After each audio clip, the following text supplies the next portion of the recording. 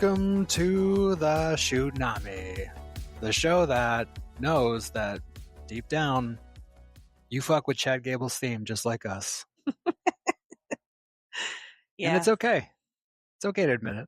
Gable. Gable! I would be clapping. I would be. I don't know if they're going to get there. I thought they were, but after last night's Raw, I was a little discouraged by the Atlantic City reception. Yeah, they were asleep.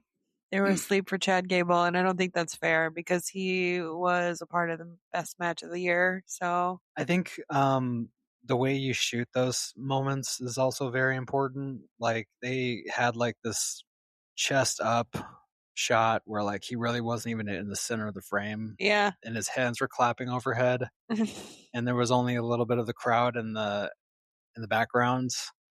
And I feel like with that, you need to do kind of the Jey Uso like wide shot, kind of diagonal. Like he's on the the left side, and then the crowd is taking up 2/3 of the space. So you can kind of see how he's like leading the orchestra. I feel like when it's so tight, you're just really got to make sure that that crowd that you have in the background is locked in. Otherwise, it's gonna look like it's gonna look like please clap.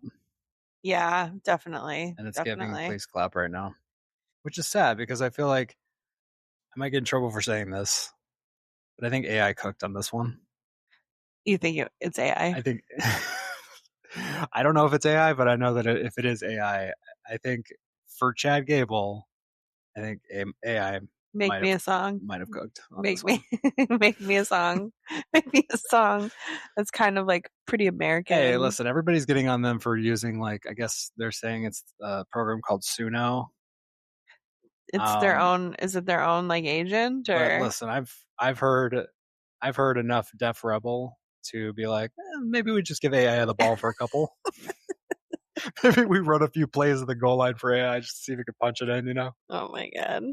But welcome back. Yeah. Shootnami episode 12. It's been a minute. We can start wherever you want. I have an idea of where I want to start, but I think one of the things that I found to be like the most troubling is like Will Ospreay's like sudden aura drop. I have it right here. I'm calling it Osp-Jey. I don't think he's as bad. Will Osp-Jey. I don't think he's ever going to be as ill received as Jey Uso, but he's been making some comments lately that have been like just strange. Like there was one instance where he was talking about like banging his wife, and it gave like 40-year-old virgin when he says that the boobs are bags of sand. It was giving virgin. Yeah. Like I also remember him saying in the ring like just an idiot, like I'm stupid, like he's self-deprecating. It's endearing when somebody is like at the top of their profession and just kind of admits that they view themselves poorly or whatever. But I think it comes as like a snowball for me with Will Ospreay because I really do like him. Mm-hmm. And I've always liked him and I've always liked watching him. But like these combined events all together with like what I was hoping for with the Death Riders storyline was that like he was going to just like kind of slowly become scarier. And he's done that. But when he fell into the bucket, when he talked about banging his wife, it's like, is anyone helping you? Or is this just you and Moxley? So I agree that like it's hard to directly compare Jay and Will, but I will say that there are similarities. When you know that you're about to become the guy and you care as much as Will does, and everybody knows that your coronation is going to happen at a place that he said any chance he can get, he talks about how much Wembley Stadium means to him. Yeah. And I think it really is something that is weighing on him. And I think that it's manifesting itself into kind of like these snafus. And he's kind of losing his 100% approval rating a little bit. Like I don't think that he is universally beloved as much as he was when he first entered the company, because everybody knows that he's going to this new stage. He's going to be the guy now. Yeah. I think that there's some of those concerns that are kind of being exacerbated by the fact that Will is going to be carrying the A storyline of the company, and he's going to be taking it off of MJF in order to do it, who has historically been the most consistent draw. So Yeah. I think people are really starting to think about this, as opposed to like, Yeah. Will Ospreay is going to get the belt one day for sure. Well, that day is coming, and that day is August 30th. And I think the AEW fans are kind of having a little bit of like a, not a full reckoning with it, but I think that there's about 20-30% of fans that are just like, what does this look like when he gets the strap finally? And I think that's kind of similar to what Jey Uso went through when he fought Gunther, because again, like, he's going up against someone who's considered and probably will be like a foundational pillar for WWE. That's before he ended John Cena's career. There were a lot of concerns about like what happens next with this guy. And I think that with Jay, that he might have heard more of that than he should have. And someone, like, to your point, should have been shielding him from that better than they did. And I think it manifested itself in these like weird gaffes leading up to his coronation. And that's why I have Will Osp-Jey, because that's the corollary that I see, is that it's tough to be like, you're going to be the guy, and you're going to be the guy on this date, and everybody feels it, and everybody's anticipating it. And it's going to happen at the biggest pay-per-view that we have, at the stadium you've always wanted to lift gold at, and it might be getting to him. Yeah. I think with Jey Uso, the only thing that's different is that, like, There's a lot different, but yeah, the main thing, right? I feel like he's contentious back at the fans, Yeah. which is ugly. It's not cute. It's not a good look, especially when like you're the guy that like all the kids like, and he's like, he doesn't get it. He doesn't understand why people don't receive him well. And it's like that's in itself is just, really uncomfortable. Well, he'll But just be like, look at the crowd. They're all saying yeet. They all have my merch. Suck it. It's right. adversarial. Whereas, yeah, you're right. It's like the AEW fans are like rooting for Will. And I Yeah. think they're willing to excuse a lot. And I think that's really the main difference here. I think really these are my concerns as like more of an objective observer of the company. But I feel like the fan base, they're just ready. Yeah. And the match is going to be great. The last two times MJF and Osprey have faced each other, they've been instant classics, and Yeah. I don't doubt that will be the case in London. Yeah. The other one was that, and I know you don't care about this at all, but it's my own kind of clocking that I do. Moxley beats Bandito for his Continental Championship. I know you want to talk about how it doesn't Just change, briefly, I did some research. doesn't change I hands. did some research. It actually has exchanged hands once outside of the tournament. Hmm. Eddie Kingston was the first one to win the title, and then Okada beat him. Okada Hogan beat him on Dynamite for the belt. Mm-hmm. So I'm wrong. It has exchanged hands before, rendering my whole thing moot. But one thing that stood out to me is just how weirdly booked this belt is. It's only exchanged hands once in 3 years outside of the tournament, the Continental Classic. Yet it's been defended countlessly. So I think there's still kind of like a lack of tension when you have that disparity. Mm-hmm. It's not like something that is bad. Like, I honestly think they should play it up more. I think that they should, during these Continental title fights, they should say it's extremely rare for this thing to change hands. There's a huge champion's advantage, and I think that there's like a booking angle that they could be missing out on. The other thing I wanted to make note of, and again, it doesn't matter. It doesn't matter. It doesn't matter to anybody but me, apparently. Who cares about continuity and things being It's a logical? shit. This title was unified last year at All In. It was the international title, and it was the Continental title, and they unified it into the unified title so that Kenny Omega and Okada could fight for it. And then once Okada won that, it just went back to being the Continental title, and it bugs the shit out of me. It really bugs the I shit out of know. me when you unify two titles and then you're just like in the middle, in the dead of night, Never mind. you dissolve them, and then nobody retconned it. To this day, nobody has said like this is why. Yeah. It's just because. Yeah, Mark. I don't care that I'm being a mark about this. Shit bothers me, I don't care. Speaking of title changes. Is that your transition to something? Because I want to. So for a lot of time. Oh, hey, before we get to that, can I? Because we do need to get to that. Can we talk about just briefly Mercedes Moné? Sure. How do we feel about her being a two-time Owen Hart winner?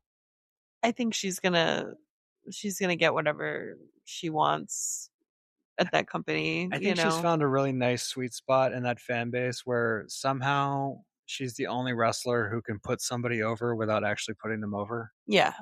Yeah. And honestly, AEW's like women's roster, aside from like Tekla Mm-hmm. and Tony Storm, is basically just like Monet. You know, like I feel like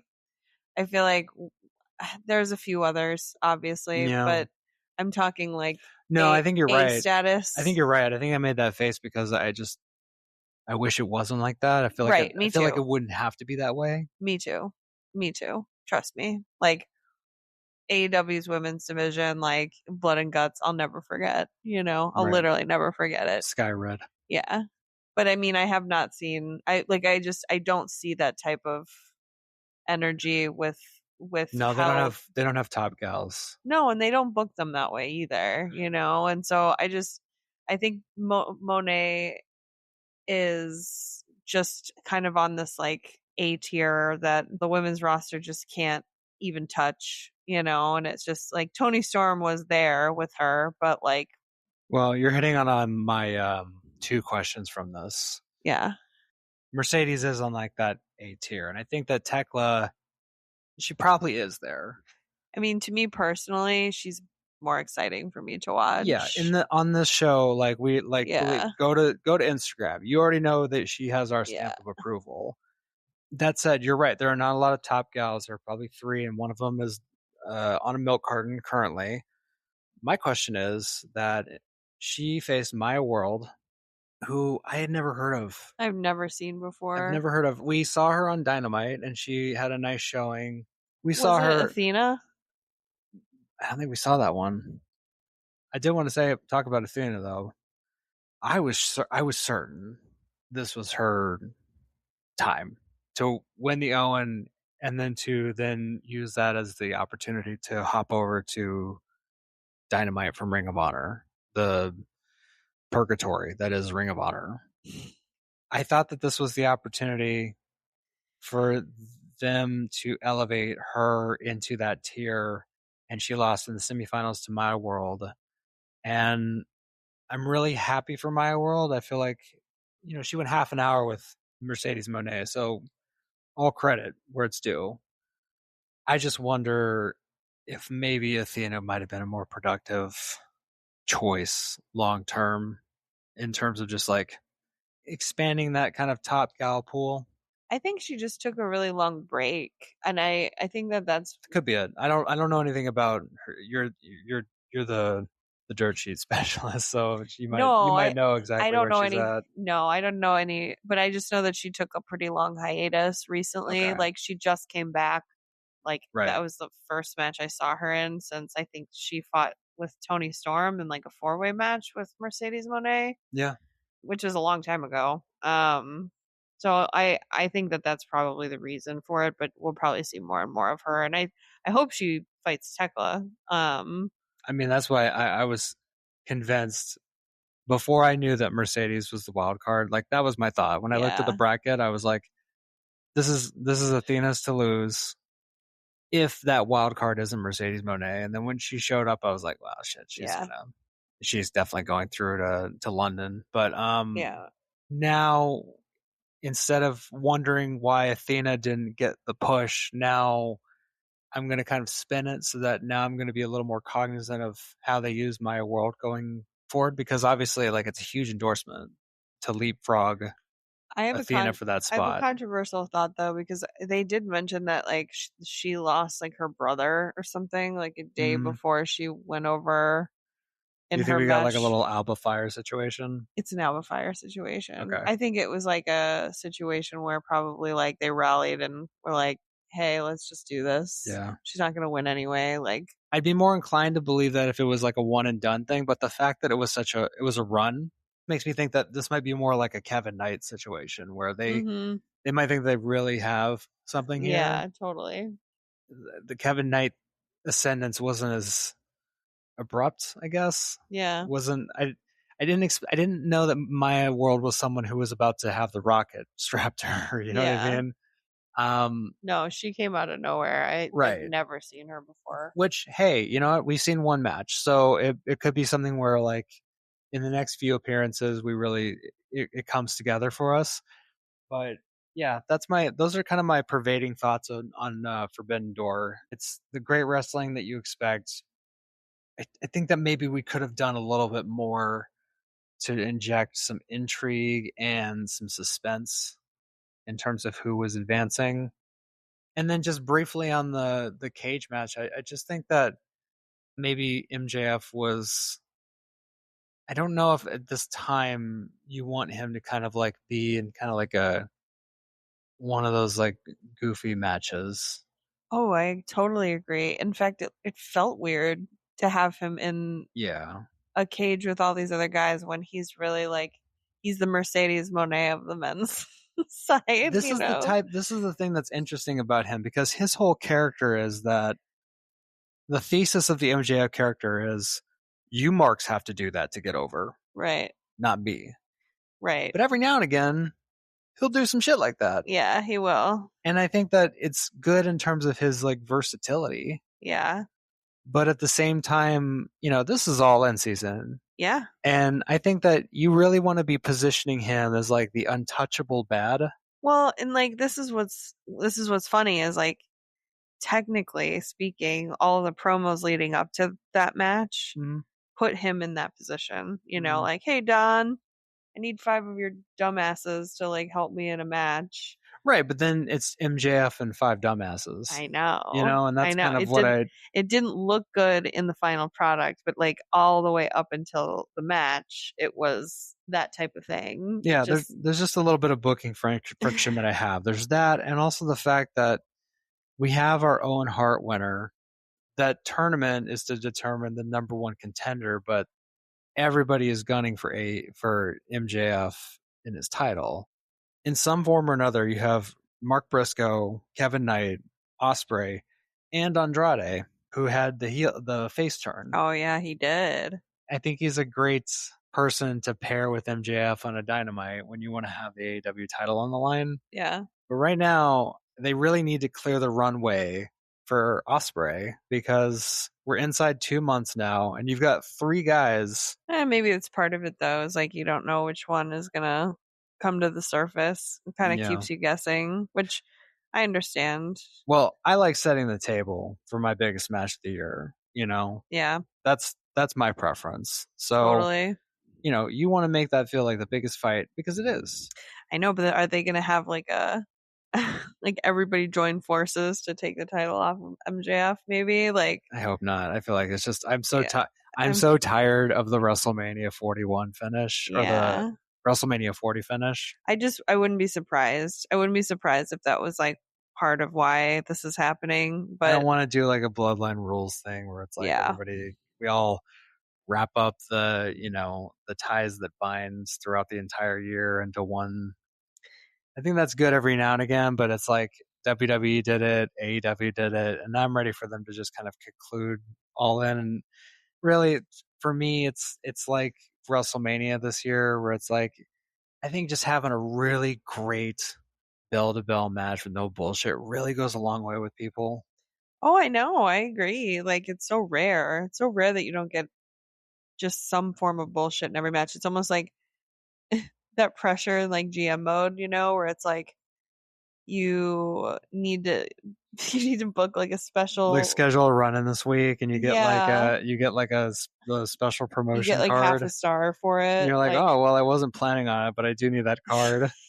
That card will be useful at the end of the season. totally. And like I don't know. I feel like they book it that way because It's just the need to keep things spicy. I think that maybe that needs to get cleared up. Where do you want to go next? Let's do, I don't know, Sami Zayn. Should we talk about Sami Zayn? Sure, absolutely. Because I want to talk about Sami Zayn, but Okay. I think I want to start off by, because I feel like I've talked about this in one or two episodes where Sami Zayn is not that fun protagonist that he normally is, Mhm. but not in a way like it's like go away heat for me, like where he's been so whiny and irritating, and like he thinks they're gonna hit in one way and they don't hit in that way. Do you think Johnny Gargano's like, at least you get to talk, at least you get to move? Dude, I can't even talk about Johnny Gargano because it makes me so angry. Like it makes my blood boil that Yeah. that's even screen time. That Yeah. that he's even doing this and I'm being forced to watch it. So I feel bad for him. It's insulting to him and it's insulting to people watching. Yeah. I don't know, Sami Zayn just getting like, I think Just leave. Just go across the street. Like I, your best friend is I there. I think don't. what makes me the most angry Uh, is that he'll do this thing where he'll be like, "Well, you get all the opportunities, and Cody, you're the one that everyone always favors," which I'm totally on board with. I'm totally on board with like that it's true. story Yeah. because it's true. Cody will always be like the big guy Yeah. and like And it's going to always, be even more true when he takes it off him at SummerSlam. dude. Dude, But like, brother.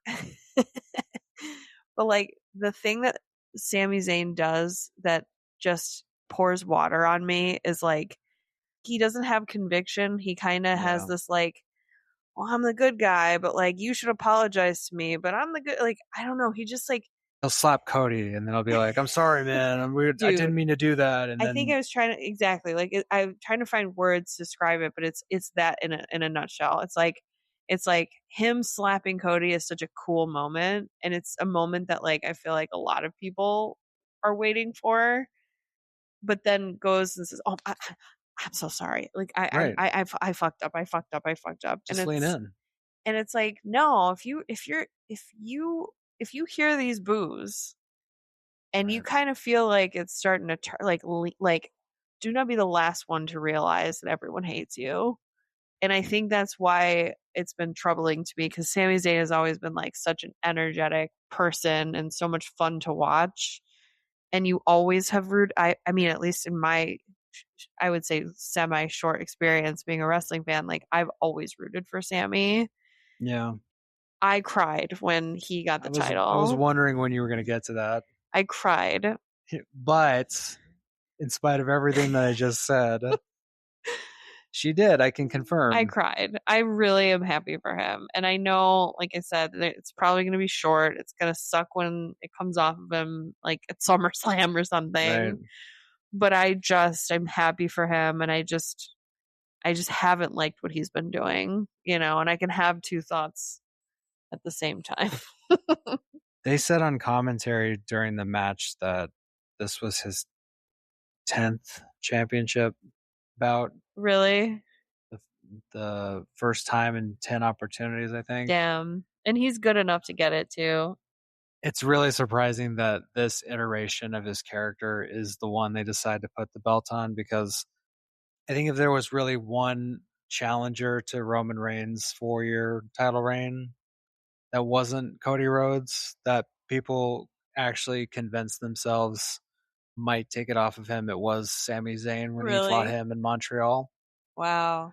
Because that was when he was finally breaking away from the bloodline. I remember. And that storyline was at its peak during Yeah. that time. It was the Royal Rumble the month prior when he hit him with the chair and there was Yep. that huge deafening pop because of it. And people really thought it was like, you know what? The plan is for Cody here, but maybe we just do it at Elimination Chamber because it's Montreal and this guy has the momentum right now. And Yeah. they didn't do it because they were allegiant to their storyline. And, and to their credit, like they did finish the story well. Yeah. I feel like there was a lot more meat on the bone with his character back then than there is now, which is why I say that I don't forecast like a deep title run. I think it's something that it will probably last between now and like night one of SummerSlam. Yeah. It'll go back onto Cody, and I think they're going to be doing kind of like the Darby Allin blueprint with Sami, where it's kind of more of a burning himself at both Your ends. showcase, yeah. But also, it doesn't make sense because we've established him as kind of like this duplicitous wiener, right? And not like I know, dude. It's when so Darby won the unfortunate. title, it was like, they were really leaning into like, I am going to show you how much of a hardworking fighting champion that I am, and that would have worked with Sami Zayn had you put the belt on him at his like peak momentum. But now that you have this kind of character, I don't really know if it lends itself to that type of title reign. But I know that shit's coming off of him. I love that era too because that's like kind of I think I would say that's like when I started to really pay That's attention. when it really That's when we all started started to pay attention. to round third and really become like it felt like it was like they would never come back down. Yeah. I knew better.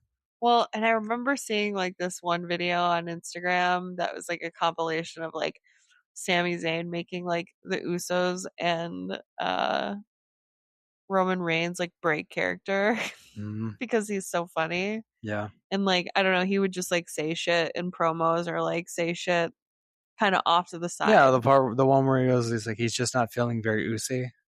Totally. Yeah, exactly. It just like would make all of them crack up. Like I just like want that back because that I could see that aura. I know I keep saying aura like the like It's okay. kids, It's in the vernacular. but that aura. Aura is a metric in wrestling. Thank you. Like I just feel like that aura That's an advanced statistic. would retain the title for much longer Yeah. than like the Sammy that we see right now. Like they're I Yeah. want him to get that aura back so that he can take this title longer than just like, Well, you I mean, know, who knows? Everybody was so happy for him, including you, it was. I don't know that what came over me. maybe you have the runway. Yeah, I'm a mark for the Continental title reign rants, but you're sitting over here with a tear in my eye For Sami for Zayn. Sami Zayn. But no, I mean, like maybe the reaction was like that for the rest of the fan base, and maybe you can just straight up just be like that whole Sammy bitching and moaning gingerbread man character. Like, by the way, just as a side note, like incredible for someone to go in a 6 week span from revealing himself in a gingerbread man costume to being the undisputed WWE champion. I For think that real. that is probably like in terms of ascendance about as high as you can get. I think Damian Priest is going to see if that gingerbread outfit fits him. Maybe this is what I'm missing. Yeah. No, but maybe they just drop the character and they say, "Hey, that was a huge babyface pop, and he's a babyface now." They never lost the music. They never lost the presentation. I joke to you all the time. Every time he comes out in the last like 2 months, it's been, "Ooh, fuck you, let's go!" Like it's Yeah. just like they still love doing that. Oh yeah. So they still love. There's still a man in there. There's There's still a good man in there. there's still he's still real to them. Damn it. Yeah. That's a perfect transition. Let's talk about Night of Champions. First of all, I think that I don't know. I'm a little like confused as to why there wasn't even just like a little bit of a Rhea and EOTs.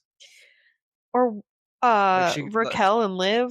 What we could have had instead of Io and Liv. it's super weird to have like a weeks long tournament that concludes with basically what will end up being just a rematch Yep. 8 weeks from now. Yeah. And then you have the men's side. You have Obafemi winning King of the Ring. And then, for all intents and purposes, like foregoing the natural world title fight at SummerSlam. I know. This is just a mess, dude. I just feel like It is a mess. And allow me to, you know what, I'm gonna eat my dessert first here because this is the first thing that I had on episode 12, my notes here. Congratulations to Seth Rollins on a stellar week. In his wake, he has two people deemed the future of the company who he was able to leapfrog this week, and I think that's quite a feat. Yep. On Monday, Obafemi comes out. He says he has a decision to make. Roman Reigns is scheduled, so I'm ready for that music to Roman and hit. Oba, they're not Right. ready, but they're not ready for that. I have That's no. WrestleMania. Roman isn't ready for it. This is my larger point. Is Brock Lesnar comes out. They say that they need to finish this. There needs to be an Oba and Brock 3. You know what killed me about this? Just really quick, and then I No, will please, let you please. continue. And it's not about Brock Lesnar's voice, but I What do you had a mean? I I had a What's wrong with my flashback. voice? I had a flashback of Brock Lesnar putting his shoes in the middle of the ring and saying, Don't you love that? "Yeah, I I feel Just the cheap so retirement pop.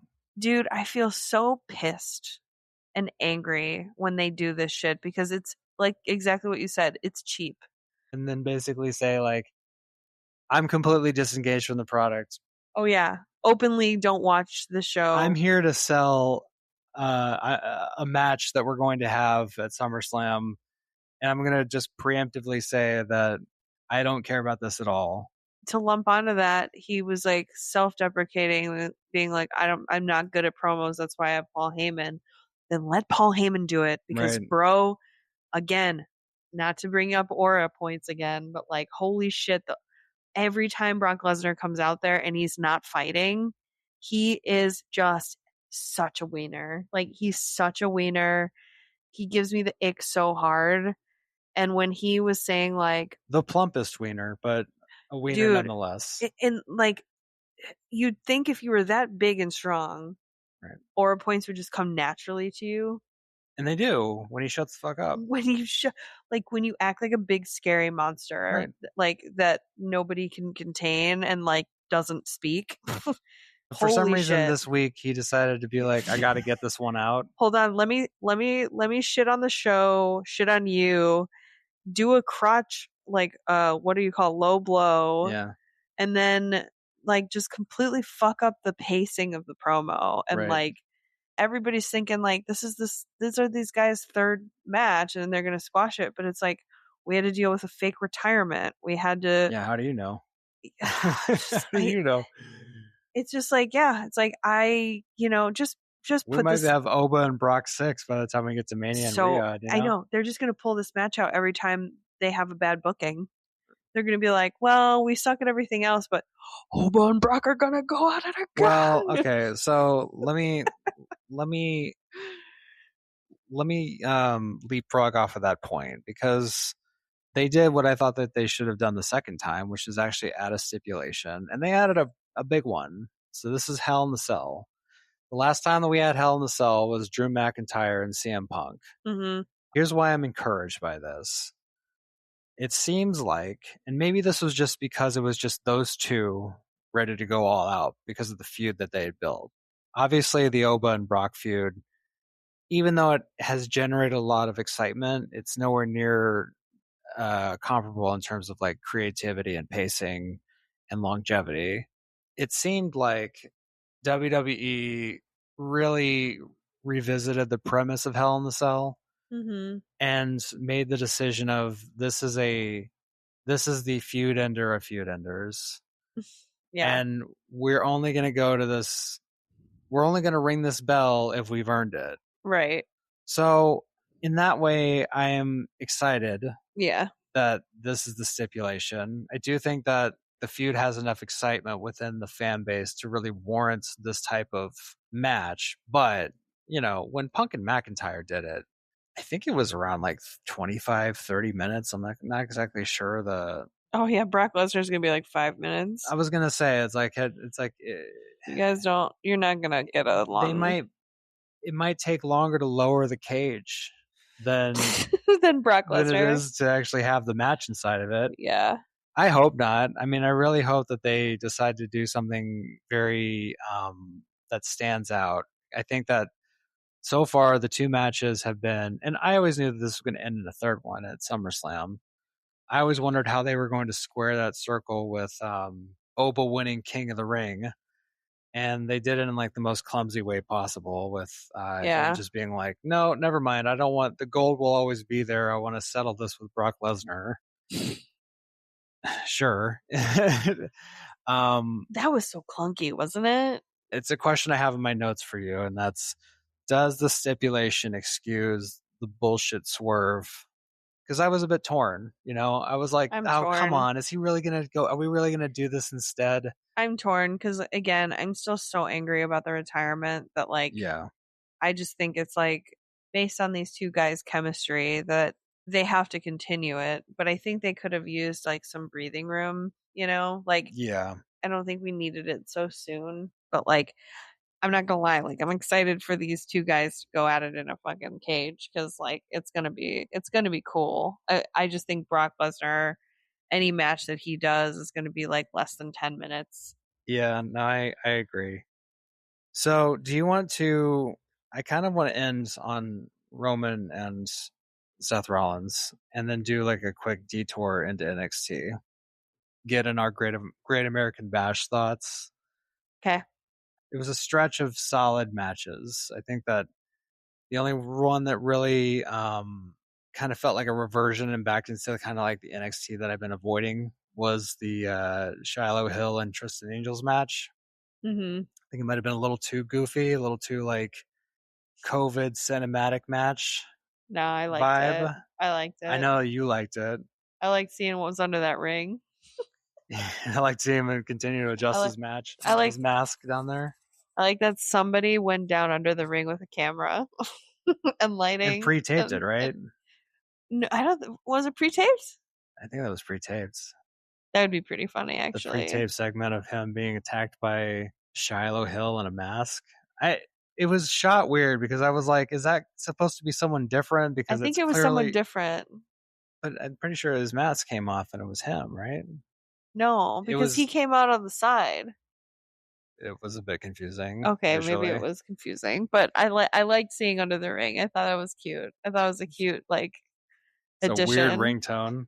I just like the two of them. Their feud has been really one of the more fun feuds of NXT. And so Yeah. like I think my thing with that is that it was one of my most anticipated matches because the lead up to that match has been more fun than most of the things that I've seen on NXT, or I've paid more attention to it because it was like, I don't know, it spoke to me more like the pageant, the Mr. NXT stuff with NXT just being like super like pride forward and gay Super lately. gay lately, yeah. And In like the best way possible. in the best way possible.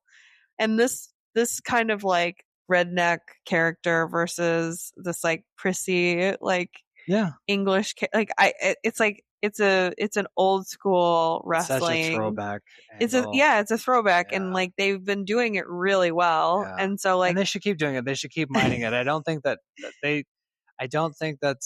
this match was particularly good in my eyes, but I also no, feel like they should just keep mining it and try to like get to an actual blow off match it's fun. Yeah, that this I feel like there's more here for them totally. to develop, And the two characters are really fun, Yeah. like I what's this liked the leaning in is this Tristan Angels? Tristan Angels, Tristan yeah. Angels versus Shiloh Hill. Shiloh Hill. The names alone are They, entertaining. I think that I really enjoyed the campiness of the feud going into the match. That's why I was kind of off put by like the spooky Wyatt Six ness of it. Yeah, it was. I mean, I thought it was like doing opposite things of what they established before. I didn't expect there to be like a spooky man underneath the ring. it was campy, and that's what I loved about it. It was camp. It was camp, and that's kind of been like the underlying tone of this whole like rivalry is like it's campiness, and it's like it's giving John Waters.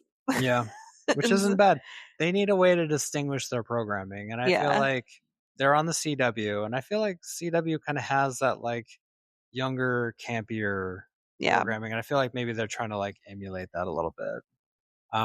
There's one thing that did surprise me though, and that is what was my favorite match of the night. Maybe it was yours, the main event. yeah. Lola Vice and Kendall Gray. this match was the one that I was looking forward to because of specifically Kendall Gray, because I heard a lot about her. She's had this very meteoric rise. She was in Evolve like just a few months ago. Yeah.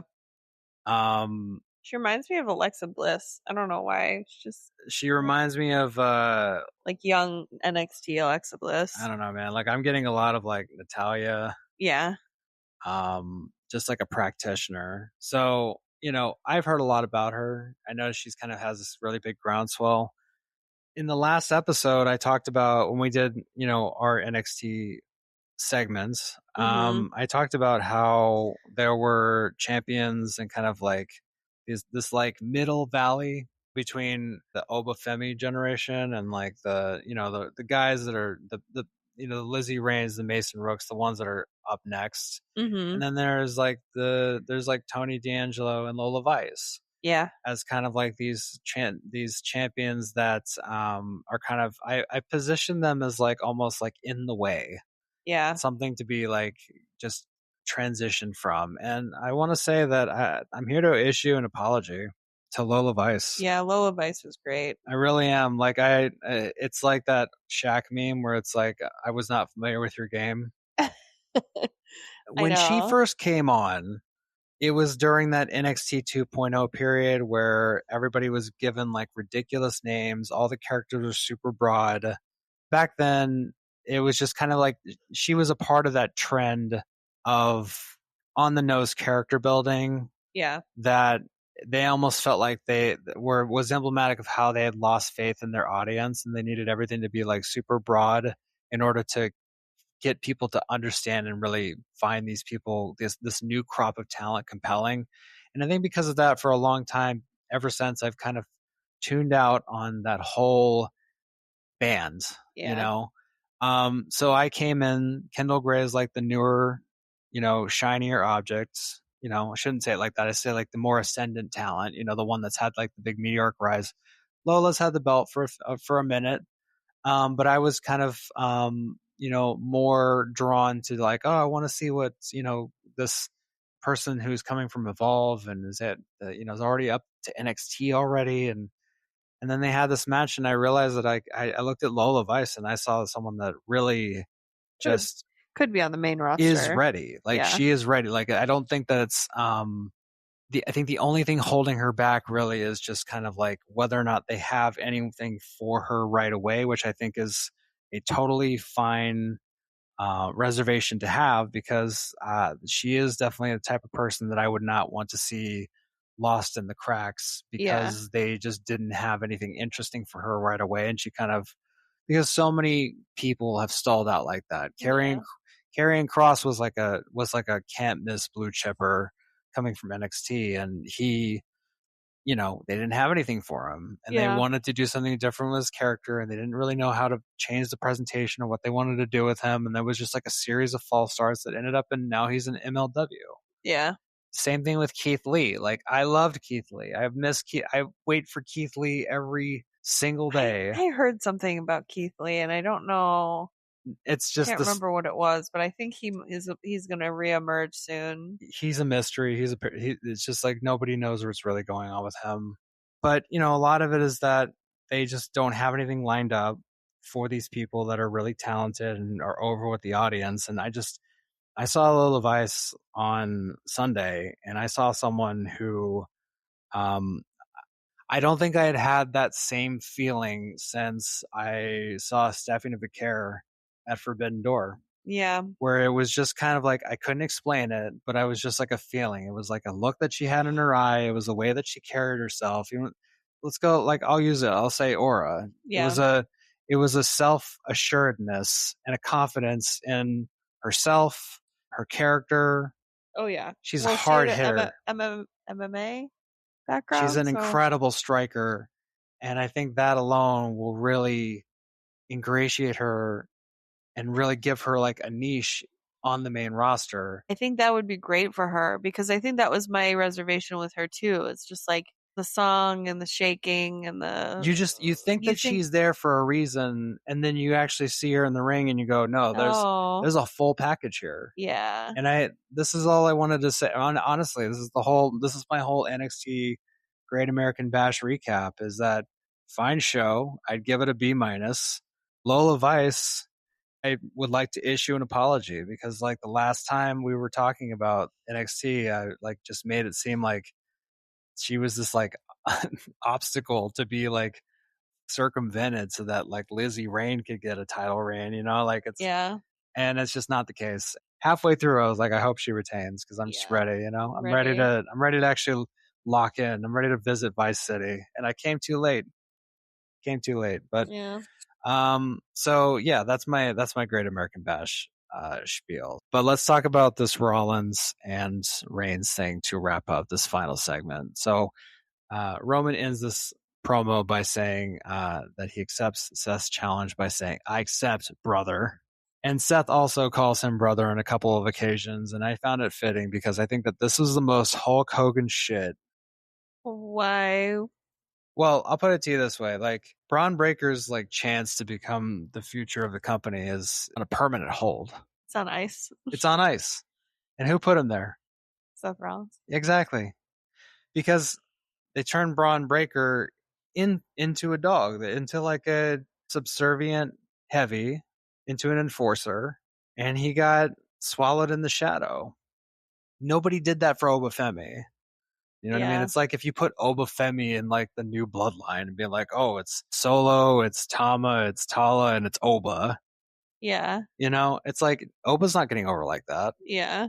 They went out there and they put him on his own and they let him be exactly I what. know, but they did that with Braun Breaker a couple of times, and he's not a confident guy. I think he's like really nervous and like excited to have the opportunity. And it's kind of like the Will Ospreay thing where it's like they get so pumped up to be kind of at this level that like they fumble it because Yeah. they're so pumped. Yeah. And I think Braun Breaker did that. Like, I think they gave him every opportunity to take over this company with like a Logan Paul and like Bronson Reed, and then they all fucking fumbled it. And like when they gave him the mic, his voice would crack and shit, and like he would like go a little too far, and like I loved it because that's what I love about wrestling is like when people let the lines blur and get a little squirrely because they let their heart take over or whatever, like that's fun for me to see. But like, I don't think it's fun for Triple H because Triple H can't like control it. That's fair. It's a good argument. I'll say, I think the thing that really annoyed me about this particular promo in terms of like the focus of it was that Rollins was basically, he was talking about how they were now the older generation. They have the younger talent on their heels, and that they started this company in the position of the younger talent, kicking down the old guard. And I just found it hypocritical because you're in this ring right now because we're just flatly ignoring the conceit of the King of the Ring tournament. Mm-hmm. We have this contrived decision by Obafemi to fight Brock for the third time, and the reason is because Oba is more over than Roman, and they want Roman to have another prolonged reign, but they also kind of want him to do it as a babyface. And I think the only person that could make that an uncomfortable position is Obafemi. And so now we have Roman Reigns sidestepping his rightful number one contender. We have Seth Rollins sending Braun back down to, I don't know, the tag team division. So you have these two guys that were being positioned as like the top of the company, put under the heel of the established guard, and then you have that said established guard go up and then say, well, like romanticizing about how they had like torn down the walls back in the day and came down through the aisles of as the Shield, and now they have the younger generation on their heels, and it's like, yeah, I mean, it's more accurate that you have them under your heels right now because you guys both schmoozed your way into this main event. And I see no difference between this and the years of Roman Reigns, Brock Lesnar booking that everybody was so upset about. I think that just as a company, they're not ready for Roman and Oba. I think that's like a WrestleMania match, like they need to spend some time cooking because it's too soon. Even though he's super over, it's too soon. Like again, I really think that like you have to test the endurance, not just the strength here. Like Obafemi is great and like everyone loves him. It's very clear, but like endurance matters.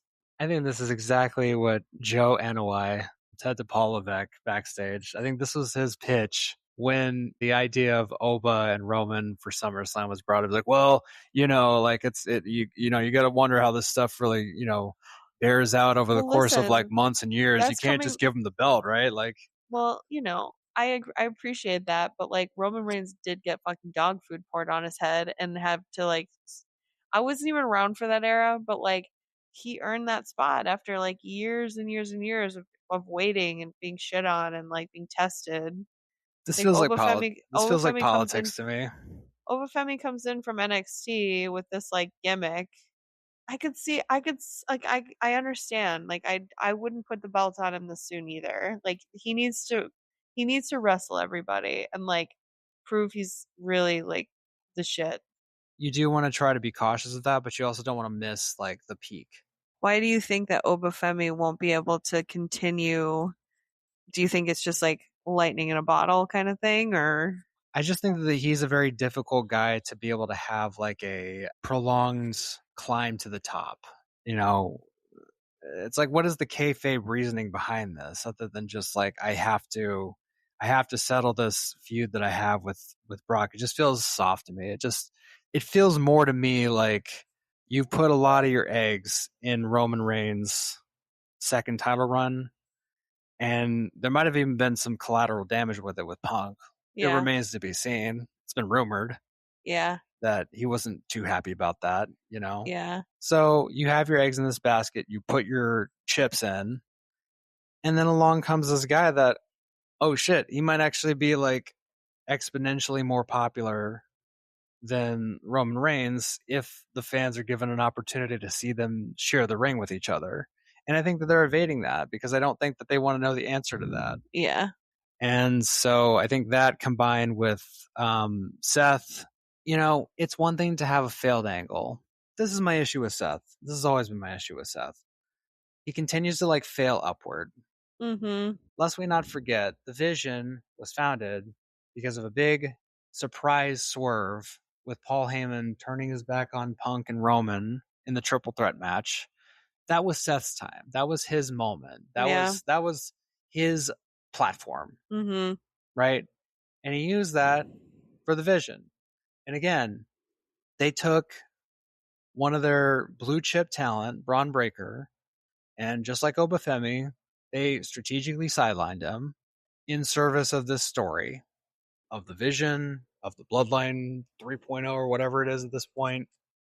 Now you have these two legacy talent bearing the two people that really could like expose them for where they actually sit within the totem of the company. I don't know if I were Seth though, and I just had this huge injury, and my original plan was to put all these like young, talented wrestlers over with my new angle, and then ended up getting injured and then having like the whole thing be cursed for like a year.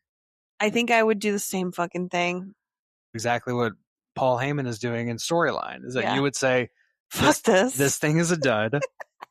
And sorry guys, it didn't work out, but I'm gonna go back to something I know that's gonna I'm work. gonna move on, and you guys are gonna sit here like in the mid card, and that's the part that I think sucks Oh, I think it sucks, but I also think because you like don't get credit for putting. It's like the Mercedes Monet thing. It's like you don't get credit for putting people over unless you put them over.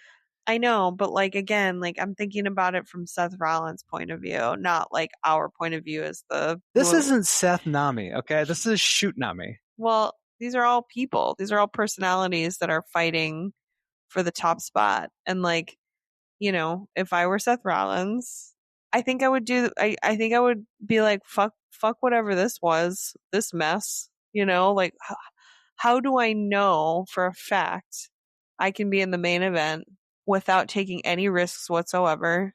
Because I've done nothing but take risks that have fucked me over for the last like year and a half, including like a top spot at WrestleMania. I can't say I wouldn't do the same thing if I were in his position after a year of bullshit. The consistent use of brother in that promo, I think they thought was doing one thing, but for me, it was doing something completely different. Yeah, it was showing. I saw two Hulk Hogans talking to each other. Being like, fuck this mess. So you and me are the last two draws of this company, dude. We have to save SummerSlam. We have to save it. TKO stocks in the toilet, brother. Anything else? Oh, I think that was the perfect way to end it. Yeah, I think we've just about covered it. I think we've done a beautiful job of covering what I imagine was probably 56 hours of wrestling this weekend. You know.